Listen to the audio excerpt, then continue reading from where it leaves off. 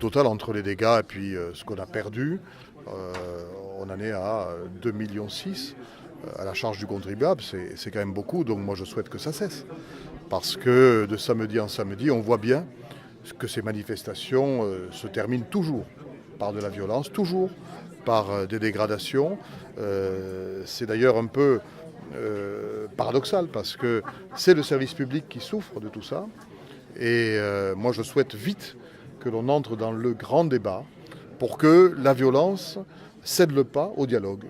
Et que les Français, même s'ils ne sont pas d'accord sur un tas de sujets, se mettent autour de la table partout en France. Et qu'on sache, entre citoyens, nous parler, aborder tous les sujets difficiles, qui sont souvent des sujets qui remontent à longtemps, et qu'on essaie de trouver des solutions ensemble. Nous sommes une démocratie, et pour faire vivre la démocratie, il ne faut pas qu'il y ait la violence. Et donc le gouvernement a raison d'être ferme.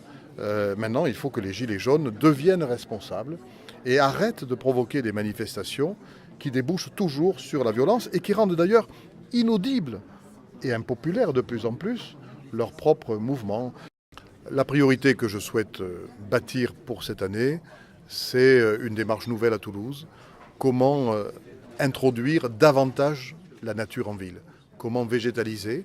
Et pour ça, la collectivité, elle a son rôle à jouer, mais les citoyens, les entreprises, les bailleurs sociaux, les bailleurs tout court, les syndics. Je pense que nous avons devant le réchauffement climatique qui est là, nous avons l'impératif devoir de nous mobiliser tous et de créer des îlots de fraîcheur en ville. À partir du moment où on végétalise la ville, on recrée de la fraîcheur, alors que la ville, elle a tendance à se minéraliser et à créer au contraire des îlots de chaleur. Donc je souhaite qu'il y ait une mobilisation générale là-dessus. Nous organiserons des temps forts d'échange pour que tout le monde contribue à cette démarche au mois d'avril prochain.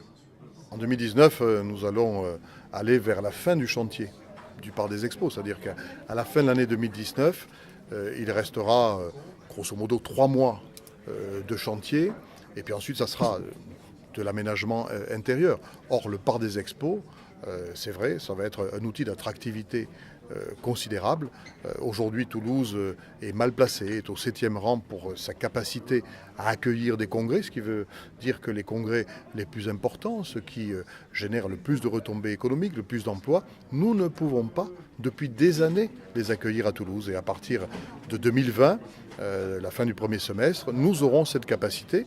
Nous serons alors au 3e rang national et j'en attends des emplois en plus. Des emplois de qualification d'ailleurs très diverses. C'est l'avantage du tourisme et du tourisme d'affaires. Et ça sera donc un puissant outil de développement. En plus, j'ai souhaité que l'on crée autour du Parc des Expos une zone d'activité économique. C'était quelque chose qui n'était pas prévu, permettant là aussi de créer des emplois liés à l'économie du tourisme d'affaires.